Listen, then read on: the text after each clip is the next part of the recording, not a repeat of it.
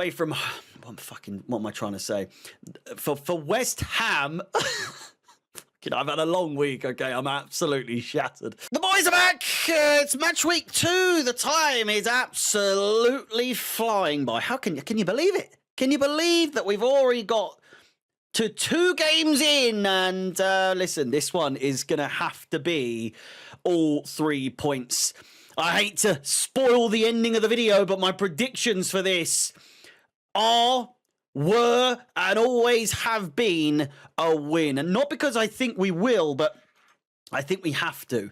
I think we have to. I saw a lot of people, saying stuff along the lines of almost discrediting Crystal Palace and how good they have become, even more so, or more or less against bigger sides. You know, they've had their run, a couple of games against Liverpool, both last season and in the Community Shield. Obviously done us, into a draw. Once again, 3 games in a row.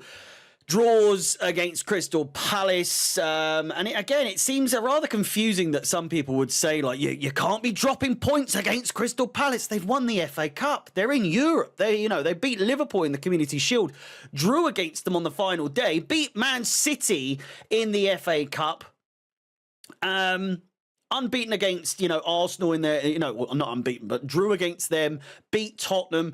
They're on a hot streak. So whilst I understand people are a little bit sort of all over the place, they're a little bit skeptical as to whether or not this Club World Cup run has any credibility, has anything to go behind to help this team sort of, be able to see if we can match that quality that we saw in the Club World Cup. It didn't seem as though we saw too much from what we saw in the Club World Cup against Crystal Palace. Steval. Apparently there's no E now. We're calling him Steval or Steve. We'll just call him Steve. Steve, great game. Great influence, great impact. Could have got a goal. Could have gotten an assist as well. And it's kind of the vibe that we're getting, the same old was kind of the vibe I was getting in that game, where we weren't really creating too much in the way of chances, and when we did, albeit very late on in the game, a la Andre Santos and so on and so forth, it seemed as though we weren't necessarily taking our chances. And you best believe, bet your bottom bippy, as I like to say, we can't be wasting chances again this season. It came down to the wire against Nottingham Forest because we wasted chances.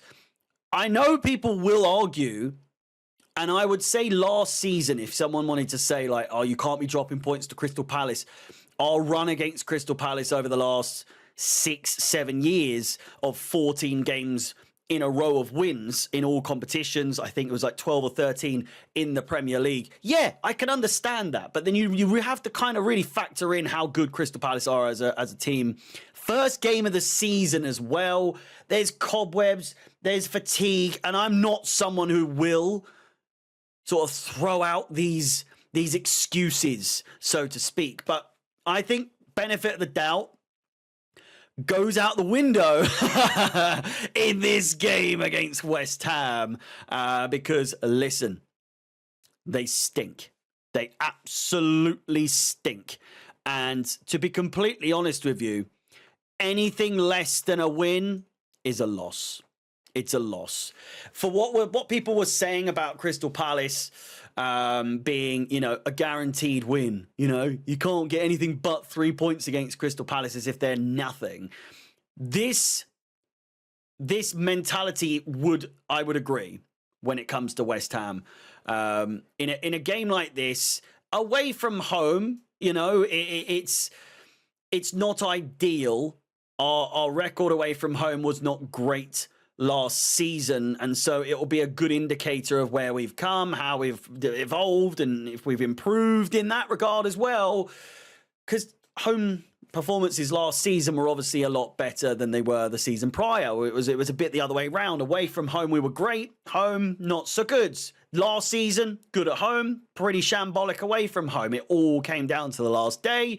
Everyone thought we'd ballsed it, and we managed to get it over the line. Hopefully, in this game, we can see a little bit of an improvement in our away form, of course.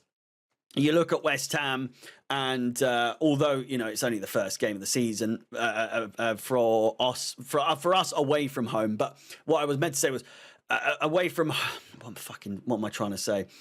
For West Ham, I've had a long week. Okay, I'm absolutely shattered. For West Ham, it is pretty poor. If I'm not mistaken, they are second to bottom. My bottom 3 prediction, if I'm not mistaken, is currently the bottom 3. I tell a lie. I went for Leeds, Burnley, and Wolves. At the moment, West Ham in the bottom 3. I had them at 17th. It started how I thought. I also predicted that Sunderland would be some tricky customers. And tricky customers is what they were in their game against West Ham, is what I'm trying to get to. 3-0 on the opening day. And all, not late goals by any stretch, but 60th minute onwards, a 92nd minute third goal for Sunderland. But listen, Graham Potter coming up against Chelsea. It's always slightly worrying. It's always slightly concerning. And I'm not going to lie. I'm not going to sit here. I'm going to sit here and tell you that I'm confident that Chelsea are going to win tomorrow or today, whenever you're watching. But I do think there's a lot of pressure. There's a lot of pressure. Will Achimpong play well? Will Sanchez play well? We had a bit of a stinker against Crystal Palace with that goal that was, luckily for him, chalked off. Starting 11-wise, I think it is more or less going to be the same. James at right back, Achimpong, Chalobah, Cucurella, Sanchez in goal, Enzo and Caicedo in the middle. I still think we're going to go... Neto on the left. I was going to say Gittins, but I think we're going to go Neto on the left, Palmer in the middle, Steve, on the right-hand side. I think Steval gets a debut start for Chelsea in the Premier League. Up top, I really don't know.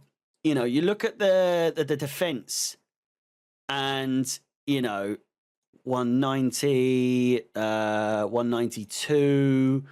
190, what's 190 centimeters in feet? 6'2". I'm probably talking out the side of me fucking head, but they don't seem as big defensively as Crystal Palace. I think Gurhi's like 6'2" anyway. It's fairly similar. Listen, I'm going Liam Delap. Send Liam Delap up top. I want to see it. I want to see how he fares. I was saying this in my last podcast, that he needs to come up against the more physical sides. If we're playing against sides that benefit Joao Pedro more with his pace and his size, then so be it. There's going to have to be times that we tinker about. You know what I'm saying? Predictions-wise for this game, I'm going to have to go with a strong win. I said 3-1. I think I said 2-1 actually for the Chelsea Palace game. This one I'm going to go 3-1 Chelsea. I still am unsure if we can keep a clean sheet, although we did against Palace, albeit a 0-0 draw. Let me know your thoughts in the comments down below. Please like the video, subscribe, hit the bell notification to be notified of any future content on the channel. I'll be live an hour before kickoff for the game between West Ham and Chelsea. I've got Man City Tottenham on Saturday. A few other games, the 2:00 kickoffs on Sunday, and then Newcastle versus Liverpool on Monday. Stay tuned. I'll see you later. I love you all. All the best. My name is Harry Chelsea, and peace.